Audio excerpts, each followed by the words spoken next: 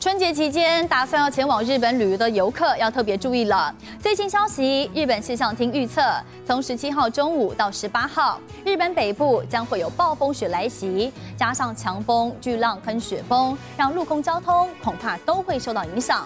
北海道早上的降雪量预估将会达到25公分，而东北地区也会有15公分。积雪还会再继续增加，让气象厅预测，日本一直到2月底都会受到冷湿气流的影响，日本也会下雪，民众要随时留意最新的气象资讯。